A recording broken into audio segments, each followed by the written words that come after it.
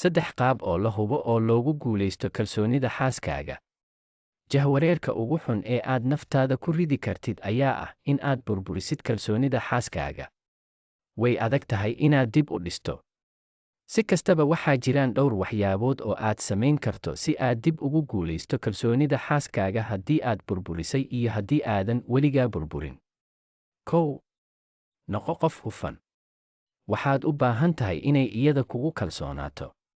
Waa inaad joojisaa waxyaabaha aad ka qariso taasoo ah waxaa loola jeedo noqoshada qof aad u hufan. Xaqiiqdu been ma sheegto balse dadka way sameeyaan taas. U oggolow isticmaalka shay kasta oo aad isleedahay waxay u isticmaalaysaa sabab aaminaad darro oo ay ku jiraan taleefankaaga iyo kombiyuutarkaaga. 2. Waxba ha ka qarin. Lamaanayaasha isku furfuran waa kuwo qol u sameeya kalsoonida.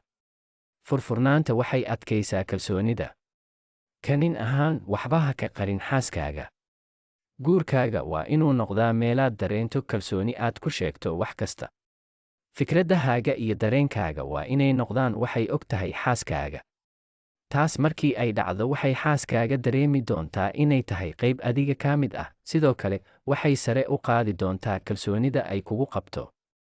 3. Yeelo qaladkaaga.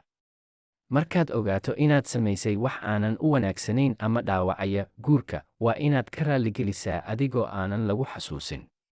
Daacad ka noqo waxaad samaysay mar kastana ha u yeelin sabab waxa nacasnimada ah ee aad samaysay. Ha isdifaacin adigoo og inaad qaldan tahay.